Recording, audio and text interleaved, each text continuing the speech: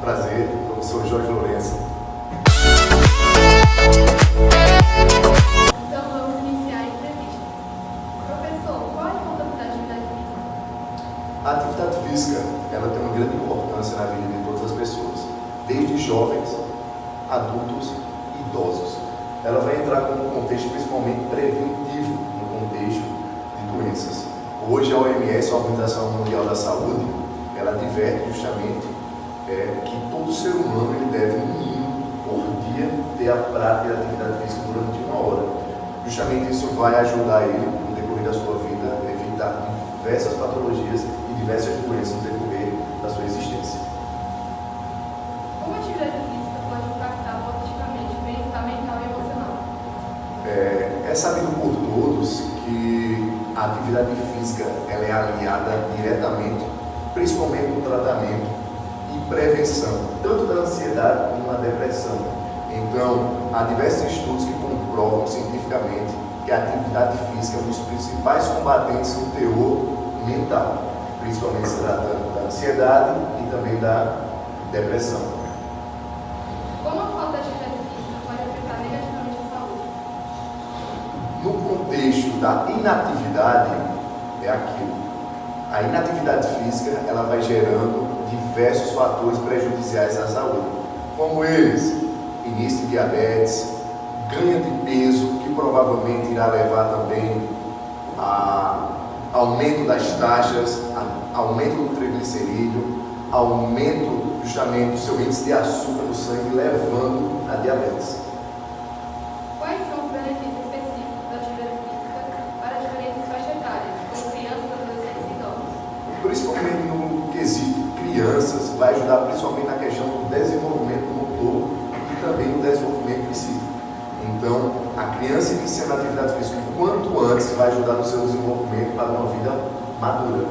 No contexto do público adulto, ele vai ajudar principalmente no contexto preventivo, porque você tendo uma atividade contínua, corriqueira, ela vai ajudar justamente a evitar diversas patologias que podem acontecer e ocorrer no decorrer da nossa vida.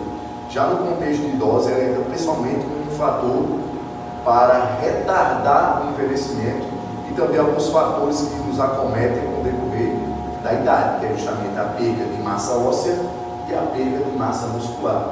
E quando isso ocorrem diversos fatores que são muito prejudiciais à saúde dos idosos, principalmente levando a possíveis quedas, traumas ósseos, articulares e musculares.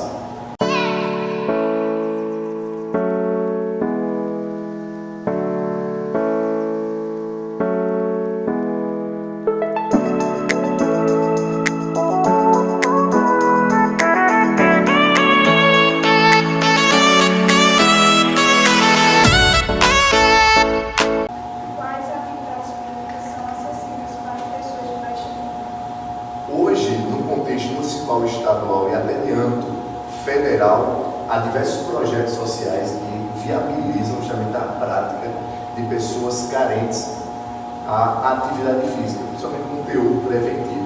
Hoje nós temos também as academias das cidades que têm feito um trabalho muito positivo nesse contexto, possibilitando pessoas que não teriam condições de pagar algum método de treinamento adentrar e ter uma atividade física principalmente orientada por profissionais qualificados.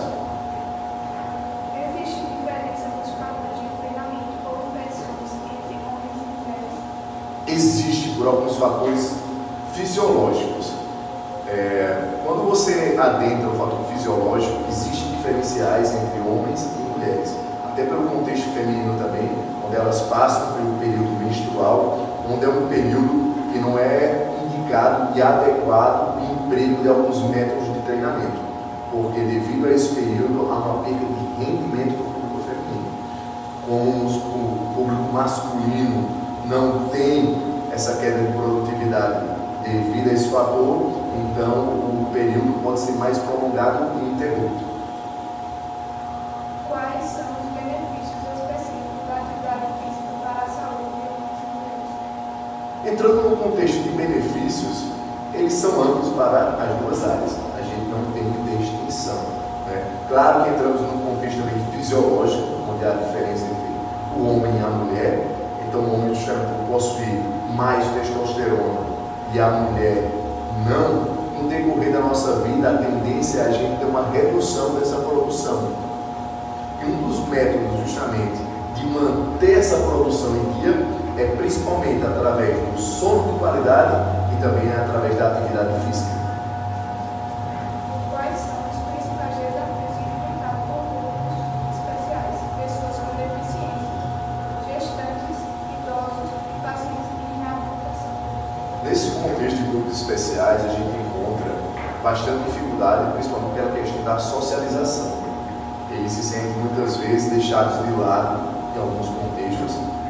E dentro da atividade física, a gente tenta quebrar esse paradigma, que é a introdução. Então, toda atividade física ela pode ser adaptada para todos os públicos, independente da sua patologia, independente da sua situação.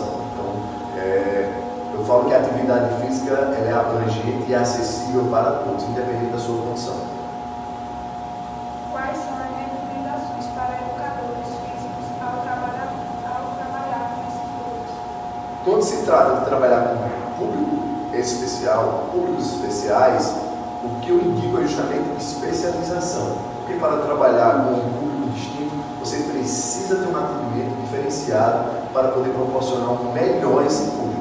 Então, é indicado justamente o profissional de educação física fazer essa especialização, assim podendo prestar um serviço de muita mais qualidade e muito mais segurança.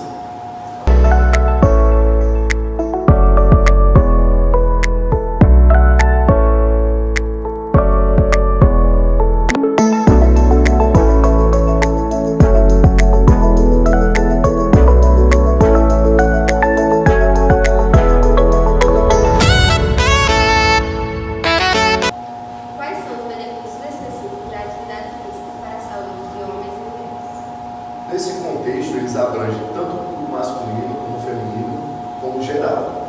O que ocorre?